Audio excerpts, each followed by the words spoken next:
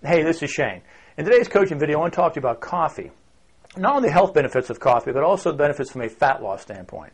Now, for a long time, coffee has gotten a bad rap, and sometimes justifiably so, but there's more to this picture, and actually coffee can actually be very healthy. It can help you from a weight loss standpoint if used properly and if you're using the right coffee. So I went ahead and just made some notes on a whiteboard. I want to talk to you about this so that you understand if you're to use it, what kind to use, how much to use, the benefits of it, and in some cases where you want to leave coffee out of your diet. Okay, so just start here with the benefits of coffee.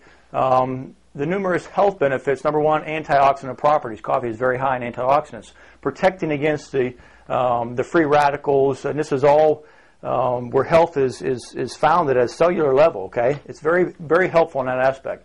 Bioflavonoids, natural coffee, the nutrients that come from within a natural whole food. Improved elimination, no surprise there, but obviously, coffee is going to help to move metabolic waste through the colon. This is very, very beneficial for health. Neuroprotective properties. This is an area where a lot of the new research is focusing on, and it's showing a lot of promise. There's some amazing stuff going on. And what they're finding is that coffee, the caffeine, the natural caffeine in coffee, what it does is it creates glutamine inhibition within your brain. And this triggers something that's called brain-derived neurotrophic factor, BDNF for short.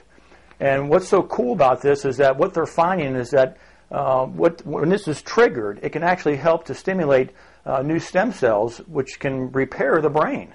So it's been shown to help reduce Parkinson's disease, Alzheimer's disease. In fact, there's several studies of cultures in South America where people drink a lot of natural coffee, where there's very low instances of both of those. So very exciting stuff going on here. Thermogenic properties, no surprise here as well, but this is how it can improve fat loss. Okay, and it does it by the natural caffeine stimulating the adrenals, which just helps to raise your metabolism and increase fat burning.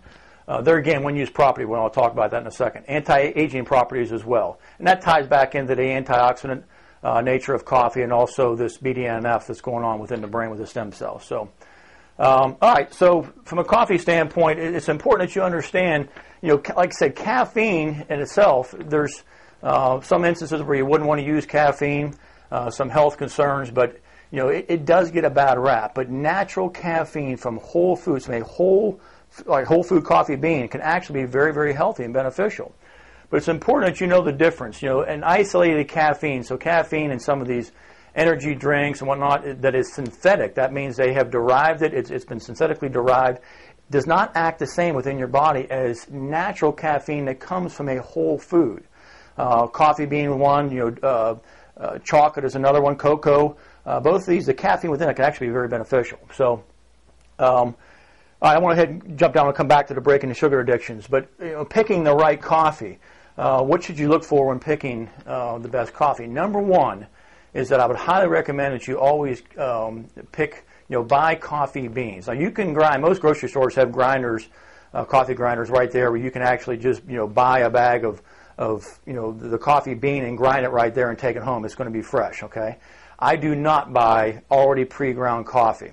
And the reason I don't do that is because when you got to look at it this way: when coffee has been picked, it's been roasted, it's been packed up and shipped somewhere to be ground, and it's got to go in containers to be then shipped to the stores. You've got a long process here, and what happens is once that coffee bean is ground, it begins to lose all its antioxidants and all its health benefits, because the oils within the coffee begin to break down and they become rancid. So you're losing a lot of the benefits the longer that it sits out. You never want to drink stale coffee. Usually the smell test can really help you here, because when it goes rancid, you'll be able to know it. The coffee should have that nice strong smell. You should be able to smell it when you open the bag. Okay. We talked about ground versus whole bean. One thing on decaffeinated. Now, a lot of people say, well, I like to drink decaffeinated coffee. And that is fine, but you need to understand that it has absolutely zero nutritional benefit. All the bioflavonoids have been taken out. It's basically been castrated. So, it's not decaffeinated coffee, decaffeinated teas. There's some herbal teas which would be fine, but you're not going to get the health benefits you would from having a natural coffee. Okay? All right, from an exercise standpoint, I want to really focus on this for a second, because this is pretty important. If you're going to use coffee, within a program for losing fat and increasing muscle. Here's the thing: if you're going to drink coffee, you want to do it before your workout and not after. And this is important because coffee, the caffeine, the natural caffeine within coffee, it actually works the same way that exercise does to inhibit protein synthesis. Now this happens while you're working out, which isn't a problem, okay? But post-workout, once you're done with your workout, protein synthesis kicks back up. And it kicks back up with a vengeance, okay? And this is where that post-workout protein shake is very beneficial because you're helping to get those amino acids and get them into the cell in a hurry so that we can stimulate the protein, the rebuilding process within the muscle. So, if you take it before your workout, it's going to help with the thermogenesis, help with the fat burning. And then after workout is when you want to do more of a protein shake and help to feed the muscle, okay? So just don't drink coffee post-workout. All right, recommendations. Number one is if you're going to drink coffee, you want to make sure that you have enough alkaline-based foods in your diet. So you want to make sure you're eating enough fruits and vegetables, raw nuts, things that are going to be alkaline in nature because coffee is very acidic. Now, this isn't a problem if you balance it out. So if you're having enough alkaline food, you can balance that out. But there again, when does coffee begin a problem? When you have lots of processed and refined foods and sugars and your diet is poor, coffee on top of that is only going to increase the acidity, which is going to lead to inflammation, tissue degeneration, and that's really the foundation for degraded health. So if you're going to drink it, you got to make sure that your diet is, that you have a healthy diet. You're eating a lot of primal blueprint-based foods. There are some health contraindications, but you wouldn't want to do it if you're pregnant, if you have, high blood pressure, that you're working on that. These are some areas where, we might want to stay away from coffee. How much? This is one of the key questions I get. Well, if I can use it to help me lose weight, how much? The whole idea here is moderation is definitely in order. Where 2 to 3 cups of coffee a day, if you spread them out, could be very beneficial. Obviously, before your workout, pre-workout, first thing in the morning. You could space it out, maybe a cup in the afternoon. You just wouldn't want to have more than that because the excessive caffeine will overstimulate your adrenals, and that's going to cause a problem from a hormonal balance standpoint. Could lead to some adrenal fatigue, and we get into raising cortisol levels, and that we're just going the wrong way. So 2 to 3 cups a day would be sufficient, but here is the kicker, and this is one of the things that I want to make sure that I address. This may just totally throw it off for a lot of people, but what we're talking about here is natural whole bean coffee and drinking it black, okay? Drinking black coffee is definitely an acquired taste, but this is where you're going to get the benefits, okay? Loading it up with a bunch of creams and sugars or artificial sweeteners is kind of defeating the purpose, okay? Breaking the sugar addictions. This is one thing I'm going to tie this back into.